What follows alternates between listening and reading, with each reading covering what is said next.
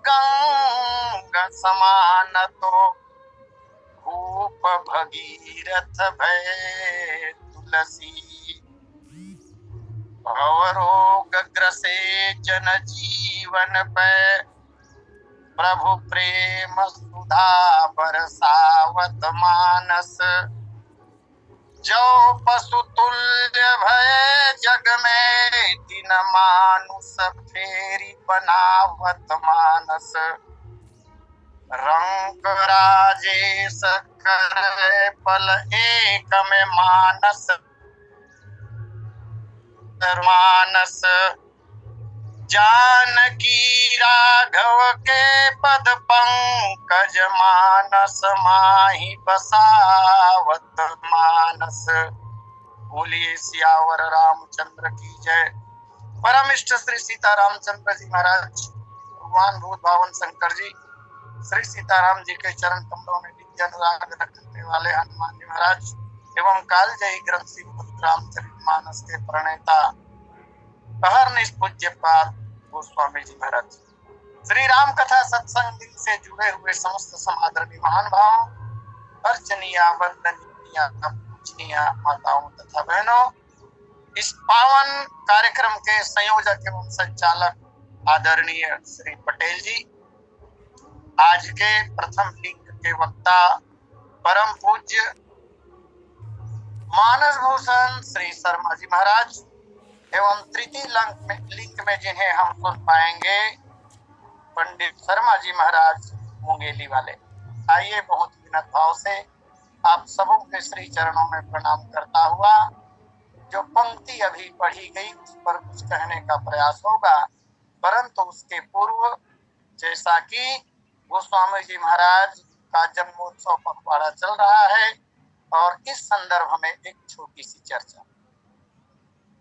गोस्वामी जी महाराज ने जब रामचरितमानस का प्रणयन किया, रामचरितमानस एक ऐसा ग्रंथ है, इस ग्रंथ के रचयिता भी गोस्वामी जी महाराज हैं और इस ग्रंथ के वाचक कथावाचक भी गोस्वामी जी महाराज हैं।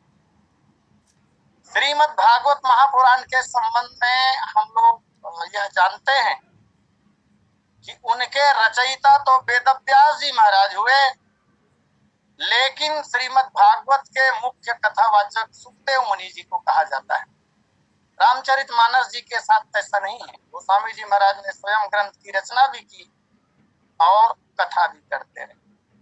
जिन दिनों में गोस्वामी जी महाराज भारत के कोने कोने में जाकर रामचरितमानस की कथा कहते थे, उन दिनों में दिल्ली में शासन करते थे सम्राट अकबर।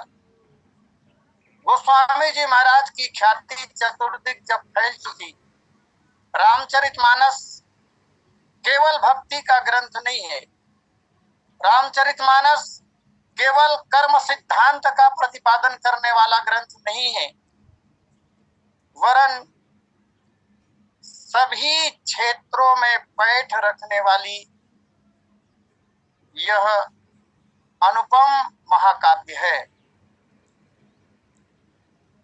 गोस्वामी जी महाराज के द्वारा रचित इस ग्रंथ में धर्म भी है, कर्म भी है, राजनीति भी है, राष्ट्रीय भावनाओं से ओतप्रोत विचार और सिद्धांत भी।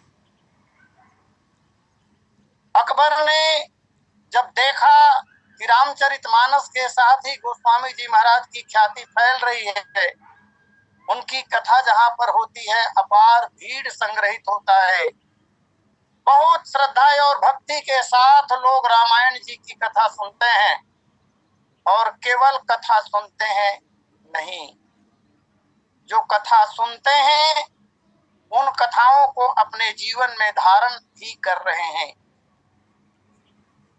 अकबर ने विचार किया कि यदि ऐसा ही होता रहा तो गोस्वामी जी महाराज के साथ इस ग्रंथ के प्रभाव से एक दिन ऐसा अवश्य आ सकता है कि जब इस अखंड भारत में मेरा शासन करना संभव नहीं हो पाएगा।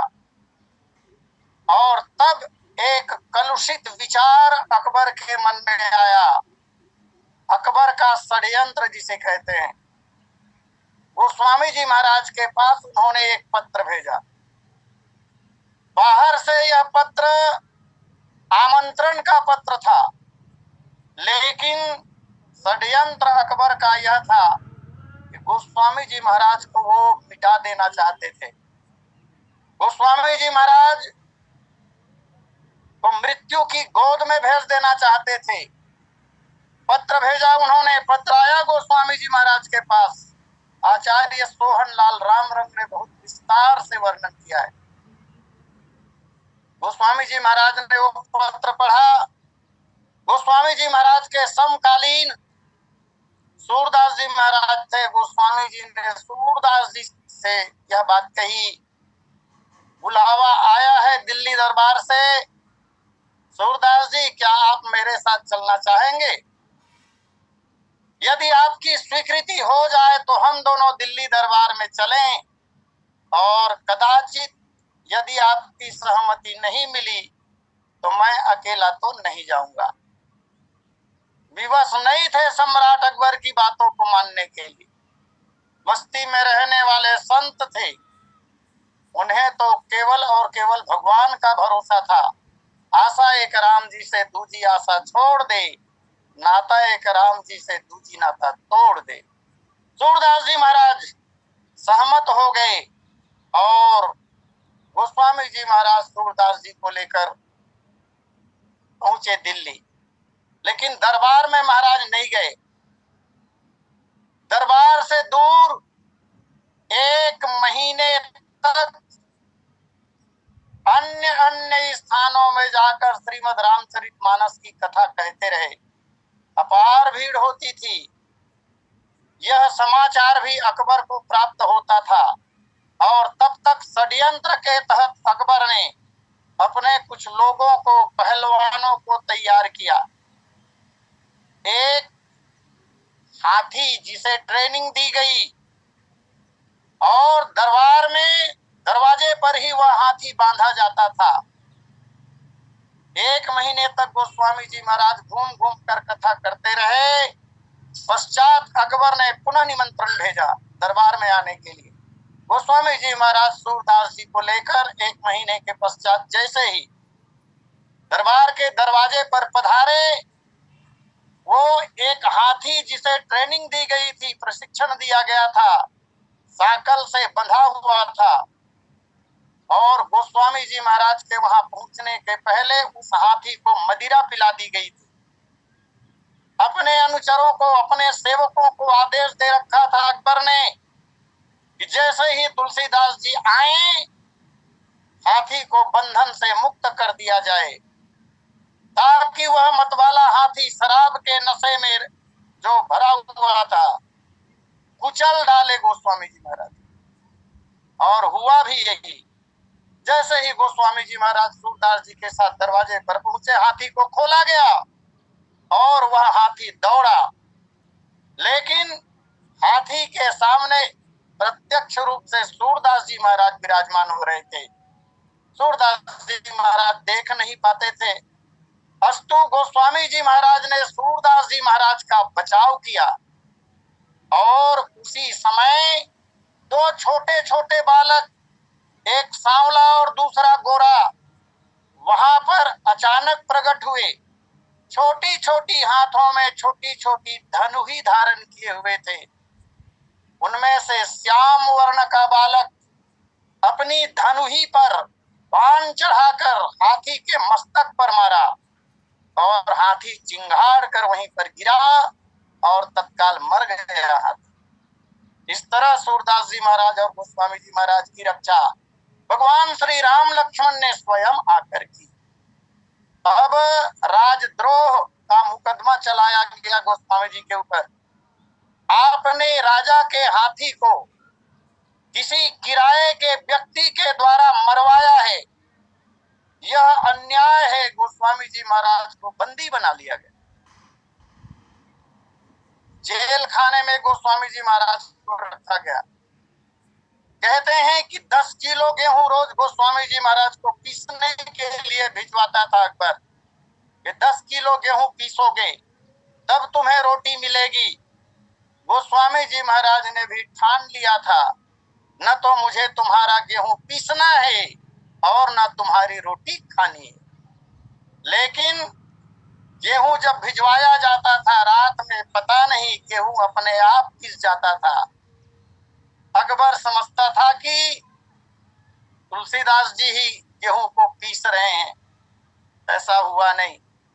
कुछ दिनों तक जेल खाने में बंद रखा गया। एक दिन गोस्वामी जी महाराज ने जेल में ही हनुमान जी महाराज का स्तवन किया। अतुलित बलधामम स्वर्ण शैलाभदेहम दरुजवन किसानम ज्ञानी नामाग्रगण्यम सकल गुण निधानम वानराणामधीशम रघुपति वरदूतम वात जातम नमामि।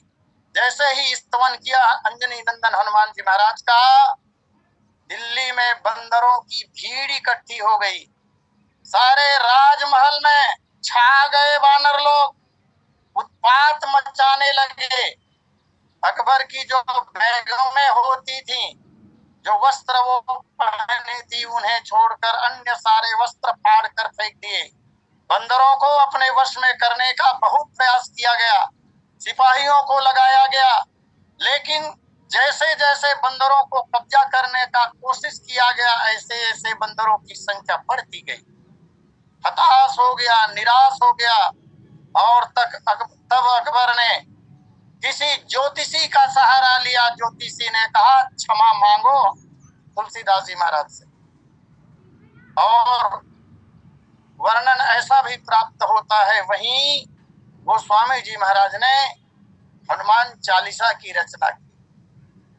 गोस्वामी जी महाराज के पास विवश होकर अकबर पहुंचा है, क्षमा याचना किया है, और तब गोस्वामी जी ने एक बात कही, जिस जेल खाने में तुमने मुझे बंद करके रखा था, वो कारागार अब से कारागार नहीं रहेगा। और फिर उसी स्थान को गोस्वामी जी महाराज के मित्र कहे अथवा शिष्य बेनी माधव जी, उनके नाम पर अकबर ने रजिस्ट्री कराई। इस तरह गोस्वामी जी महाराज के जीवन से जुड़ी हुई एक बात मैंने अभी अभी कहा था, रामचरितमानस में राष्ट्रीय भावनाएं भरी हुई है। संभवतः किसी व्याख्याकार ने अकबर को समझाया होगा, रामचरितमानस की एक एक पंक्तियां आपके शासन को हिला देगी। मुझे स्मरण आता है 80 के दशक में मैंने मानस सम्राट महेश मिश्र जी भोपाल, अभी बहुत वृद्ध हो चुके हैं, उनसे कथा सुनी थी। केवट प्रसंग की एक चौपाई, एक पंक्ति पर उन्होंने कहा था, भक्ति की दृष्टि से केवट यह कह रहा था कि भगवान जब तक आपके चरणों को नहीं धो लूंगा तब तक नाव पर बिठाऊंगा नहीं, गंगा पार नहीं करूंगा। भक्ति की दृष्टि से यह तो ठीक है, लेकिन राष्ट्रीय दृष्टि से अगर इस पंक्ति पर विचार करें, जैसा कि पूज्य राम किंकर महाराज जी कहते हैं, ये केवट राम राज्य का प्रथम नागरिक है, आदर्श नागरिक है राम राज्य का, और किसी राज्य का आदर्श नागरिक जो होगा उसमें राष्ट्रीय भावनाएं कूट कूट कर भरी होगी। और तब मिश्रा जी कहते हैं, केवट यह भी कह रहा है राष्ट्रीय दृष्टि से कि महाराज गंगा के उस पार का क्षेत्र किसी दूसरे राजा के राज्य में आता है, गंगा के इस किनारे तक का साम्राज्य श्रृंगवेरपुर का है। आप चल कर आए हैं महाराज, और मेरे देश, मेरी माटी, मेरी मातृभूमि के धूलकण आपके चरणों में लगा हुआ है। मैं अपने देश का एक धूलकण भी दूसरे राज्य की सीमा में नहीं जाने देना चाहता। मर जाऊंगा भले महाराज, लेकिन अपने देश का, अपने राष्ट्र का, अपनी मातृभूमि का एक कण भी बाहर नहीं जाने दूंगा। ये राष्ट्रीय भावना रामचरितमानस की, राजा को कैसा होना चाहिए, प्रजा को कैसा होना चाहिए, श्री राम राज्य वर्णन में आप हम सब पढ़ते हैं। ऐसी उदात्त भावनाओं से भरा हुआ यह ग्रंथ किसी ने समझाया होगा अकबर को, अकबर का सिंहासन ही हिलने लगा। और इतना ही नहीं, अकबर के जो 9 रत्न थे उनमें से 2 के संबंध में बहुत छोटी बात कहूं, राजा बीरबल और गोस्वामी जी महाराज के मित्र टोडरमल, इन दोनों महानुभावों को गोस्वामी जी महाराज ने खूब धिक्कारा है। लानत है तुम्हारी जिंदगी में, अकबर जैसे आक्रांता के अधीनस्थ नौकरी करते हो, जीवन जीने का अन्य कोई साधन नहीं है क्या? यह उचित नहीं है। राष्ट्रीय भावनाएं तुम्हारे अंदर दिखाई नहीं देती, बहुत कहा है टोडरमल और राजा बीरबल। आइए गोस्वामी जी महाराज के संबंध में आज इतना ही, और मानस जी की वह पंक्ति जहां पर गोस्वामी जी महाराज कहते हैं, मन क्रम वचन छाड़ी चतुराई, भजत कृपा करी है रघुराई। मन से, कर्म से और वचन से, तीनों से चतुराई अर्थात छल कपट या चालाकी को छोड़कर अगर भगवान का भजन किया जाए तो साधक के द्वारा स्मरण करने में देरी हो सकती है, भगवान की ओर से कृपा करने में देरी नहीं हो सकती।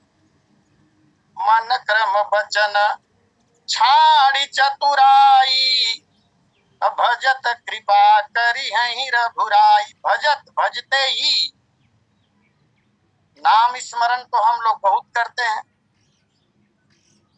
तो क्या नाम स्मरण करते ही प्रभु की कृपा हो गई? अच्छा, कृपा का अर्थ भी तो हम लोगों ने कुछ और ले लिया है। हम लोग कृपा किसे मानते हैं? जीवन में सुख आ जाए, संपत्ति आ जाए, पुत्र आ जाए, सुंदर स्त्री की प्राप्ति हो जाए, मान सम्मान का दायरा बढ़ जाए, इसे भगवत कृपा मानते हैं, जबकि यह संसार है। भगवान की कृपा जब किसी के ऊपर होती है तो उसे भक्ति प्राप्त होती है, संसार प्राप्त नहीं होता। अगर संसार की प्राप्ति को भगवान की कृपा माना जाए तो फिर यह कहना होगा कि पांडवों के ऊपर भगवान की कृपा नहीं थी। पांडव बनवंत ही तो घूम रहे थे। देवर्षि नारद के जीवन को देखें, न रहने के लिए घर है और न आमदनी का कोई जरिया है, तो क्या नारद के ऊपर भगवान की कृपा नहीं थी? सर्वाधिक कृपा थी। भगवान की कृपा कुछ और बात है, और हम लोग भगवान की कृपा को अन्य रूपों में परिभाषित कर लिया है। देरी हमारी ओर से हो सकती है, भगवान की ओर से नहीं। यहाँ मैं एक निवेदन करना चाहूंगा। मन क्रम वचन कहा, पहले मन को कहा, फिर कर्म को कहा और उसके बाद वचन को कहा। अन्य स्थानों में, रामचरितमानस में भी और अन्य ग्रंथों में भी जो वर्णन प्राप्त होता है उसमें पहले मन की चर्चा की गई है, मन के बाद वचन की चर्चा की गई है और अंत में कर्म की चर्चा की गई। क्योंकि दोष जब आते हैं तो सबसे पहले मन में दोष आता है, मन में चिंतन होता है किसी दोष का, किसी दुर्गुण का, और उसके पश्चात व्यक्ति उसका प्रदर्शन बोलकर करता है और अंत में क्रिया के रूप में क्रियान्वयन करता है। लेकिन यहाँ क्रम भंग है, मन का स्थान हर जगह पहले नंबर पर है, लेकिन मन के बाद यहाँ गोस्वामी जी महाराज ने कर्म को कहा और उसके बाद में फिर वचन को कहा। वैसे दोषों से बचने के लिए सर्वाधिक कठिन है मन से बचना, क्योंकि मन अपने वश में होता नहीं, और मन में कदाचित बुरे विचार आ गए तो फिर उससे थोड़ा सरल लेकिन कर्म से कठिन वचन के द्वारा उन बातों को बोलना, यह आता है कर्म। जो लोग मन से कलुषित होते हैं वे लोग फिर वचन के द्वारा उन बातों को रख लेते हैं और उसके आगे फिर कर्म के रूप में परिणित कर लेते हैं। इस तरह दोष का विस्तार होता है। यहाँ संदर्भ चतुराई है। चतुराई का तात्पर्य है छल, कपट, पाखंड और चालबाजी, चालाकी, यही है चतुराई। तो चतुराई के संदर्भ में विचार करने पर ऐसा लगता है कि चतुराई का विचार मन में पहले आया और उसके बाद मन में विचार आते ही चालाकी की बात को, चालबाजी की बात को आदमी कहेगा नहीं, पहले करेगा, छिपा के रखेगा उन विचारों को। मन में विचार आया, उसके बाद आजमाएगा, उसको करेगा और जब उसे करेगा, क्रियान्वयन करेगा, तो दो बातें होगी। पहली बात तो है वो सफल हो जाता है। अगर सफल हो गया तो सफल होने के बाद बतलाता है कि मैंने ये चतुराई की। कदाचित अगर सफल नहीं हुआ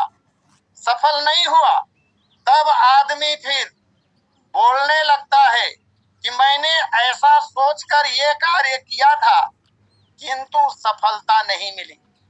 अर्थात यहाँ पर चतुराई की बात जब आती है तो पहले विचार मन में आते हैं और फिर क्रिया के रूप में परिणित होता है और बाद में वचन के रूप में दिखाई देता है। शायद गोस्वामी जी ने इसीलिए कहा हो, मन क्रम वचन छाड़ी चतुराई, भजत कृपा करी है रघुराई। भजते ही रघुकुल भूषण श्री राम कृपा करते हैं। एक तो उदाहरण में तत्काल भगवान कृपा करते हैं इस संदर्भ में रखना चाहूंगा। बहुत पहले मैंने कथा सुनी थी। उन दिनों में कबीरदास जी महाराज भी बनारस में रहते थे और कबीरदास जी जहां पर बनारस में रहते थे उनकी कुटिया थी, वहां नित्य सत्संग हुआ करता था। कबीरदास जी की कुटिया की एक ओर कसाई खाना था जहां पशु काटे जाते थे, मांस भक्षी मनुष्य वहां आते थे और पशुओं का मांस लेकर चले जाते थे। दूसरी ओर एक बड़ी अट्टालिका हुआ करती थी, एक नगर वधु का मकान हुआ करता था और बीच में कबीरदास जी महाराज की कुटिया, जहां भीड़ भाड़ रहती थी, संत महात्मा आते थे, कथाएं चलती थी, सत्संग हुआ करता था, ज्ञान की बातें होती थी। तो इनके दोनों पड़ोसी, कसाई भी और नगर वधु भी, ये दोनों ऐसा मानते थे कि कबीरदास जी के कारण हमारा धंधा प्रभावित हो रहा है। इसलिए उन लोगों ने बार बार कबीरदास जी से कही, संत महाराज आप यह कुटिया छोड़ दीजिए, किसी दूसरे स्थान पर जाकर आप कुटिया बना लीजिए, वहां रहिए। कुटिया निर्माण में जो खर्च लगेंगे वो हम देने के लिए तैयार हैं। लेकिन समाज सुधारक उच्च कोटि के महान संत कबीरदास जी महाराज वहां से हटने के लिए तैयार नहीं हुए और तब इन दोनों पड़ोसियों ने एक षड्यंत्र किया। किराए पर आदमी ढूंढा और उस किराए के टट्टू को कहा कि प्रातः काल ब्रह्म मुहूर्त में कबीरदास जी जब स्नान करने के लिए चले जाएंगे तब घास फूस की तो झोपड़ी है उनकी, आप आग लगा देना, इनकी कुटिया जलकर राख हो जाएगी, तब कबीरदास जी यहाँ से हटेंगे, हमारा व्यवसाय चमक जाएगा। समय तय हुआ, इंतजार किया जा रहा है। एक दिन वह समय आ ही गया। कबीरदास जी महाराज स्नान करने के लिए ब्रह्म बेला में कुटिया से बाहर चले गए गंगा स्नान के लिए, और इधर भाड़े का आदमी आया और उसने कबीरदास जी महाराज की झोपड़ी में आग लगा दी।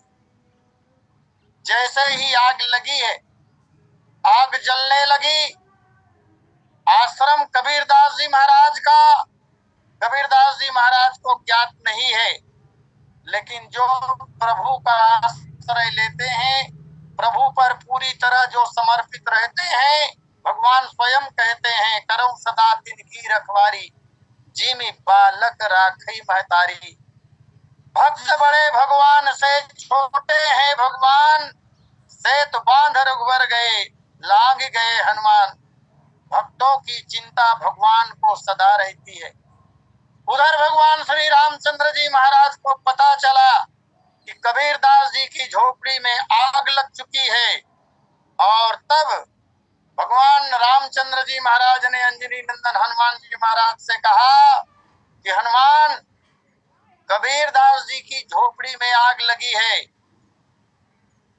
तीव्रता पूर्वक जाओ और आग को बुझाओ।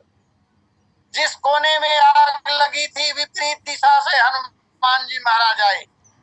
पवन पुत्र है और मैंने कथा सुनी है, पवन का वेग हम आप सब उनका पूरा वेग न सही, कुछ तो कभी कभी आंधी और तूफान के रूप में हम लोग देखते हैं। और कथा में यहाँ तक कहा गया है, हनुमान जी महाराज का वेग पवन देवता से लाखों गुना अधिक था। यद्यपि उस वेग का प्रदर्शन करने का अवसर हनुमान जी महाराज को न मिला हो। भगवान श्री राम की आज्ञा हुई, विपरीत दिशा से हनुमान जी महाराज आए और जो आग कबीरदास जी की झोपड़ी में लगी हुई थी उस आग को उठाकर फेंक दिया आगे, और वह जो आग थी वो पहुंच गई अट्टालिका में। नगर वधु की अट्टालिका में आग लग गई, यहाँ की आग बुझ गई और देखते ही देखते वह भवन जलकर राख हो गया। कबीरदास जी महाराज आए और तब उन्होंने विवाद किया कबीरदास जी महाराज से कि तुमने हमारे भवन में आग लगा दी। बहुत मधुर बात कबीरदास जी महाराज ने कहा, तुम्हारा हमारा झगड़ा तो है नहीं, न मैंने आपसे कभी लड़ा न आपने मुझसे कभी लड़ा, मेरे मन में आपके प्रति कुछ भी नहीं है, आपका और हमारा कोई विवाद नहीं है, ये तो झगड़ा यार यार का है, मित्र मित्र का है। तुम्हारे मित्र ने मेरी कुटिया में आग लगा दी तो हमारे मित्र ने तुम्हारे भवन में आग लगा दी। इस तरह यह कथा सिद्ध करती है, मन क्रम बचन छाड़ी चतुराई, भजत कृपा करिहहि रघुराई। लेकिन सबसे ज्यादा कठिन बात है सरल होना। सबसे ज्यादा कठिन है जीवन में सरलता का आगमन हो जाए। ये छल कपट छूटता कहाँ है, चालाकी छूटती कहाँ है, यह तो और भी निरंतर बढ़ती ही चली जाती है। और इस प्रसंग में दो तीन खास बातें आपसे निवेदन करूं। अभी 2-3 दिन से, परसों से जो कथा चल रही है उसमें हम लोगों ने देखा गोस्वामी जी महाराज ने सबसे पहले अविद्या माया की प्रबलता का वर्णन किया है।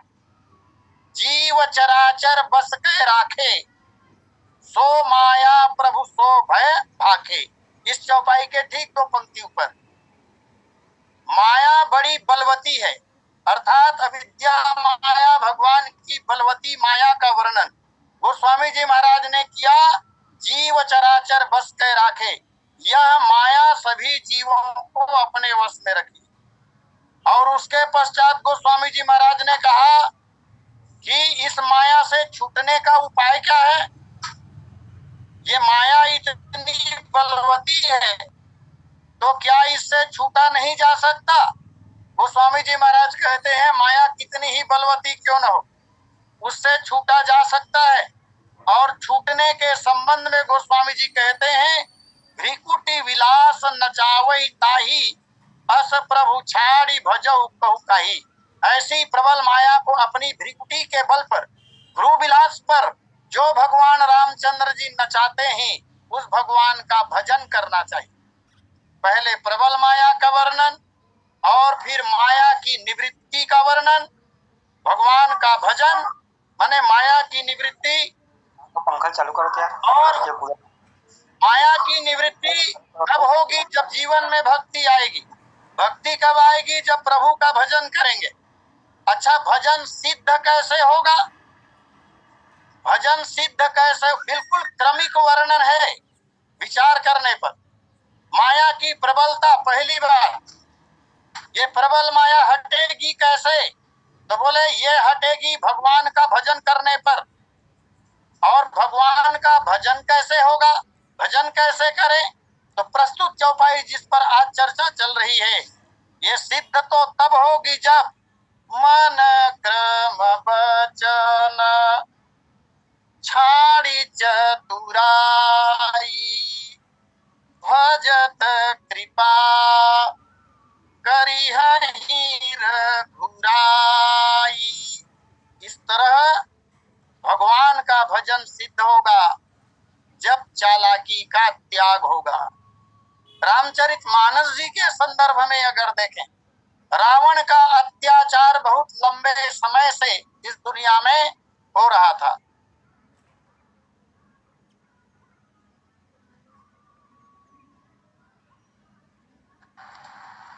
और मुनि महात्मा लोग संत्रस्त थे रावण के अत्याचार से। भगवान की बारंबार आराधना सबके द्वारा हो रही थी, लेकिन भगवान प्रकट नहीं हुए। भगवान प्रकट नहीं हुए।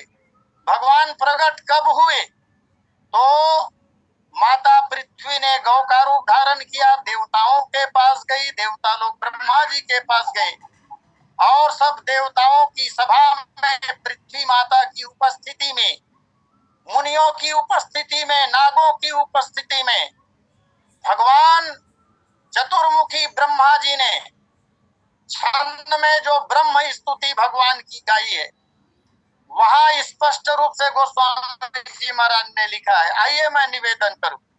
जय जय सुर नायक जन सुखदायक प्रणत पाल भगवंता गोद्विज हितकारी जय असुरारी सिंधु सुता प्रिय कंता पालन सुर धरणी अद्भुत करनी मरम न जानी कोई जो सहज कृपाला दीन दयाला करऊ अनुग्रह सोई।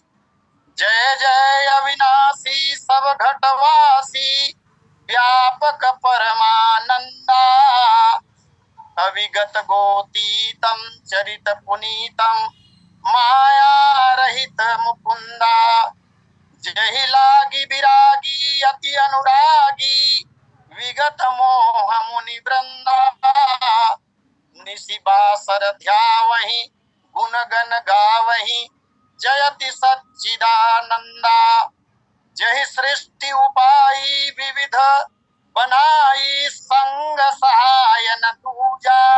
पूरी तरह समर्पण।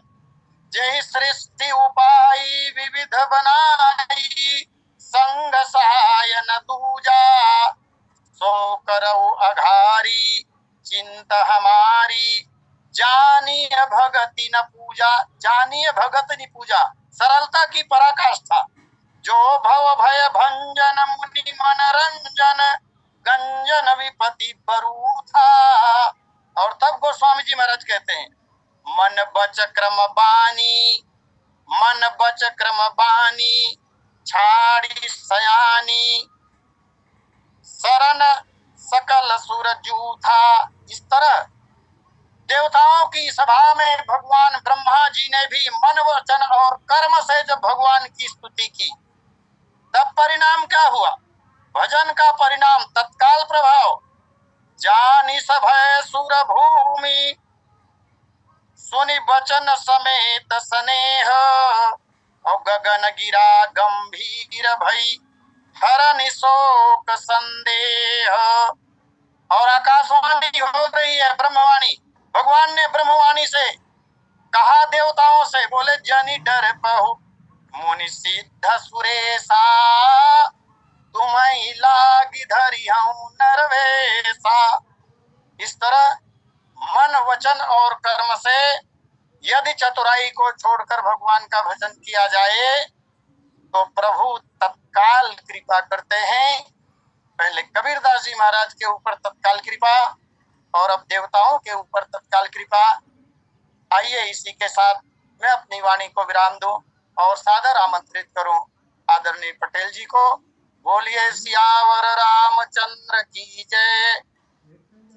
बोले सियावर रामचंद्र भगवान की जय। बहुत बहुत धन्यवाद आचार्य जी, आपके श्रीमुख से सुंदर राम कथा। तो स्वामी जी विनय पत्रिका में लिखते हैं कि तुलसीदास यह मोह श्रृंखला छूटे ही तुम्हारे छोरे। कोई बंधा हुआ व्यक्ति स्वयं को कैसे छुड़ा सकता है जब तक उसे कोई न छुड़ावे। इसी बात को समझते हैं। जो फल भय श्री राम का द्रोही, ब्रह्म रुद्र सख राख न तोही। और काकुरुंड जी श्री गरुड़ जी से कहते हैं कि भगति सानुकूल रघुराया, ताते तेहि नरपति अति माया। जो माया सब जगह ही न चावा, चास सरित लखी काहू न पावा। सो प्रभु ध्रुव विलास खगराजा, नाश नटी उसके। भगवान श्री कृष्ण गीता में कहते हैं कि मम माया दुरत्या, मेरी यह माया है वो अत्यंत दुष्कर है और वह मेरे कृपा के द्वारा ही छूटती। इसलिए सर्वधर्मान् परित्यज्य मामेकं शरणं व्रज।